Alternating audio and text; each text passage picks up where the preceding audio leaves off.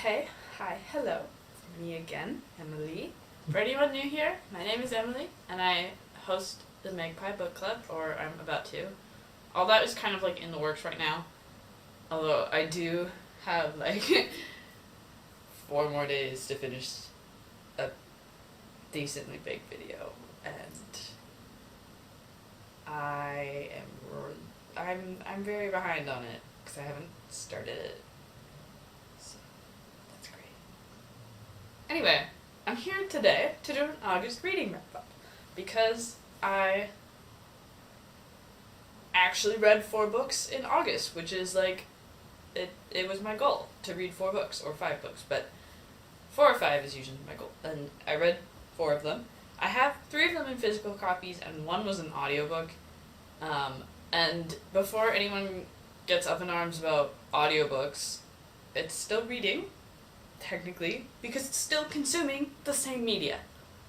In a different form, but ultimately it's the same. So, chillax. So, the first book that I read in August was Bunny by Mona Awad.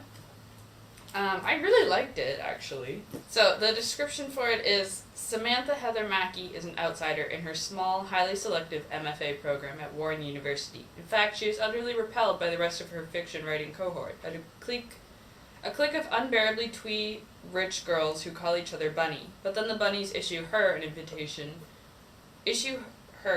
with an invitation, and Samantha finds herself inexplicably drawn to their front door, across the threshold, and down the rabbit hole. Blending sharp satire with fairy tale horror, Bunny is a spellbinding trip of a novel from one of fiction's most original voices. My first thought about it was that it was just like very atmospheric. Everything about it drew me in and made me very curious and like really intrigued to keep reading. I feel like the setting and the inner monologue that Samantha had kind of added to it. I don't know if I would necessarily call Bunny dark academia, because while it was dark and while it was academia, I feel like it just doesn't really fit into dark academia. Like, the book itself makes fun of it constantly, and makes comments and jokes, and criticizes it. So that's another reason why I don't think it could fit into dark academia, is just because it is wanting to remove itself. Another thing that I really enjoyed about it is that it was really disorienting to read. It was like super confusing. I almost never knew what was actually going on. So it was just like, I think that made it more fun to read. Unfortunately, I did look up some spoilers and found out that there was a possibility that Samantha was, like, schizophrenic. But I actually do think that helped put it in context a little bit. Or in better context, I suppose. Because she was doing such strange things, and such strange things kept happening to her, and I was like, this feels delusional, but I want it to be sort of real. So, when I found out that a lot of people theorized that she might have been schizophrenic, I'm like, oh, okay. That's great. That helps. That makes sense. Like, over the course of the book, Samantha just totally loses her grip on reality and spirals and spirals and spirals, and, like, really, really goes down the deep end. There are also a lot of references to Alice in Wonderland with, like, you know, between the bunnies and Samantha's own worsening mental state. The only thing that I felt like I really wanted more from it was that I wish it had been multiple perspectives throughout the book. Like, I wish there had been chapters from the bunnies' perspectives, because I feel like seeing Samantha in their eyes would be so interesting. And I really want to know what they actually thought of her and what they thought they were doing. Like, because they were doing some weird stuff. And it's not exactly fully explained by Samantha's potential mental illness. So I want to know, like, what did they think of her? What did they think is happening? I really want to know. But overall, I really enjoyed it. It drew me in from the first page, and I felt like the ending was like refreshingly weird and didn't have any logical explanation for it. Like, it was like, I don't know, it was just, it didn't say like, oh, she's been, you know, in a mental hospital on drugs the entire time. It just let it come to its own conclusion, kind of. The second book I read in August was Circe by Madeline Miller. In the house of Helios, god of the sun and mightiest of the Titans, a daughter is born. Circe is strange, not powerful and terrible, not like her father, nor gorgeous and mercenary like her mother, but she has a dark power of her own, witchcraft. When Circe's gift threatens the gods, she is banished to the island of Aiaia, where she hones her occult craft, casting spells, gathering strange herbs, and taming wild beasts. Yet a woman who stands alone cannot live in peace for long, and among her island's guests is an unexpected visitor, the mortal Odysseus, for whom Circe will risk everything. Circe's tale is a vivid epic of family rivalry, love, and loss, and the inextinguishable song of a woman the inextinguishable song of a woman burning hot and bright in the darkness of a man's world. I really loved it. I feel like the description actually does do it a decent amount of justice. One of the things that I really liked about it was its timeline. It starts when Circe is born, and because she's a Titan goddess, you know, she has a much more in-depth consciousness, and it makes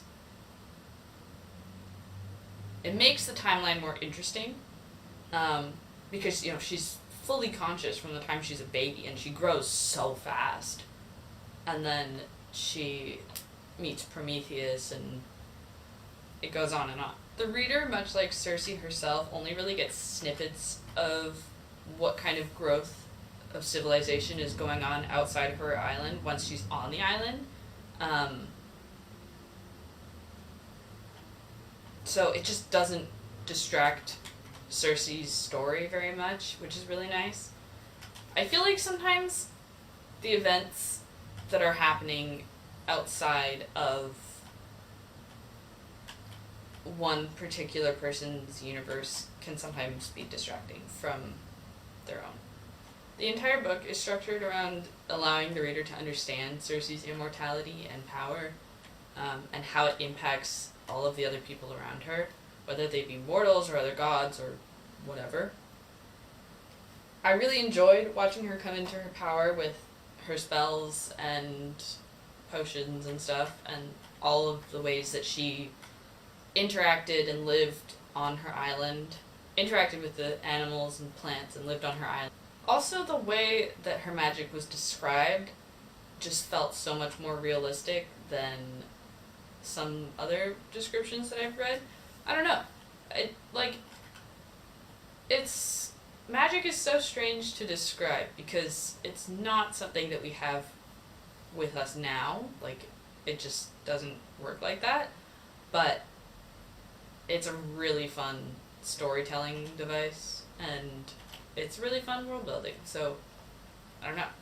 And I feel like Circe's magic specifically is like described really well in a way that makes sense for her universe.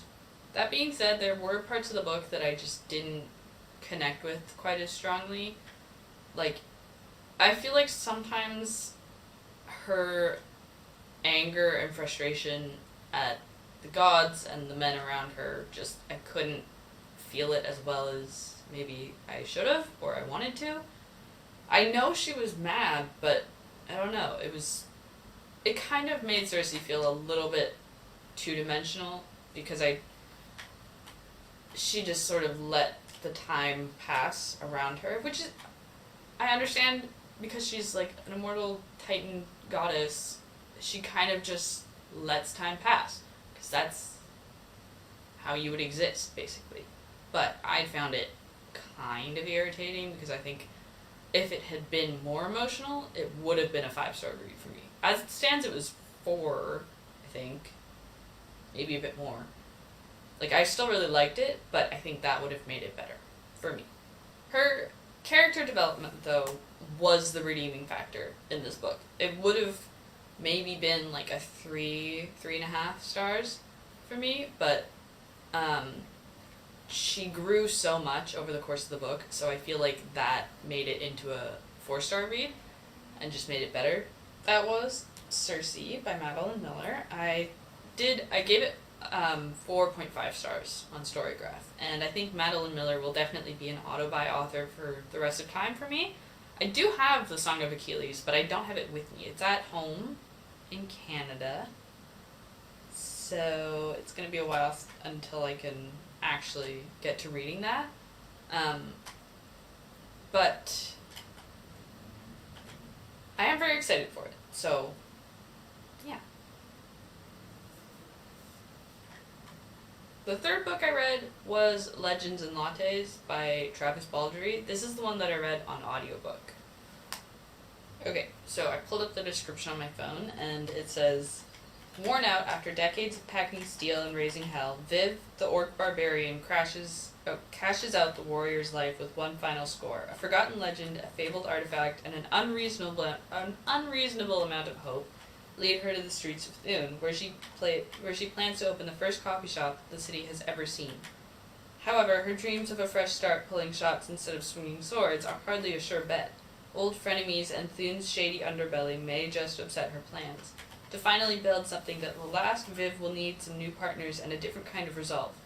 A hot cup of fantasy, slice of life with a dollop of romantic froth. I loved it.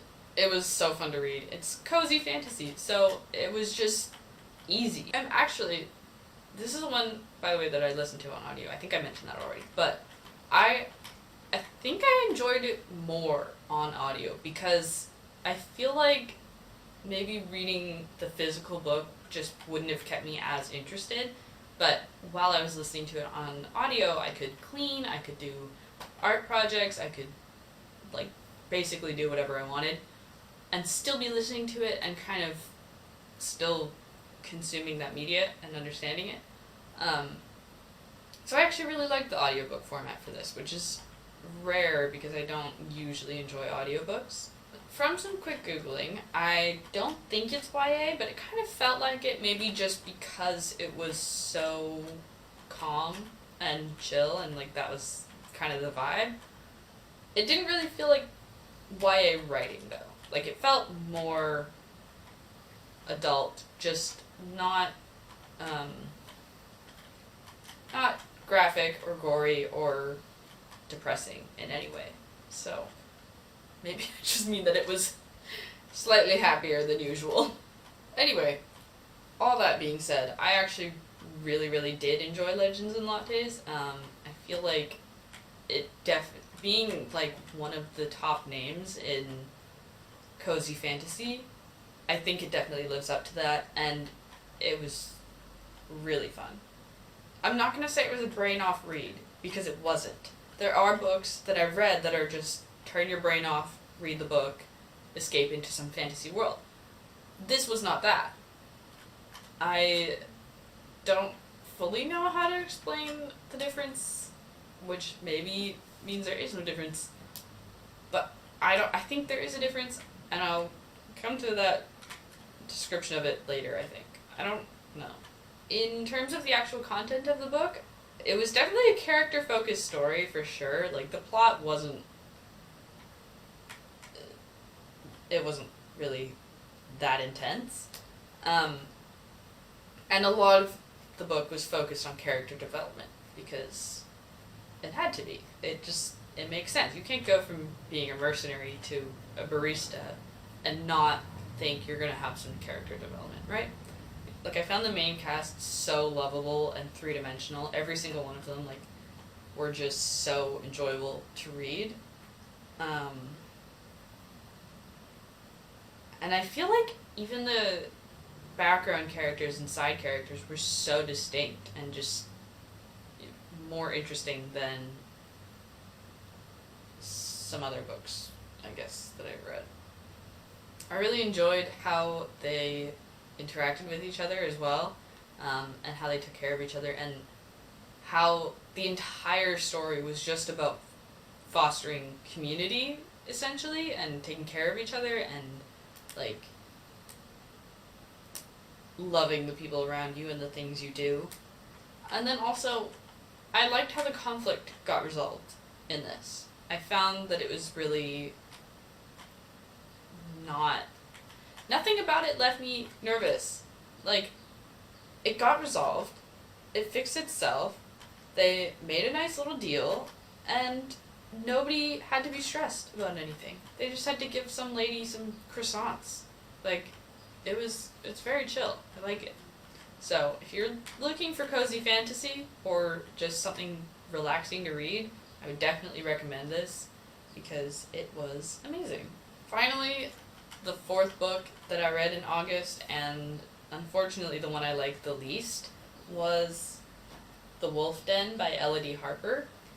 I don't know. I just didn't connect to it very well.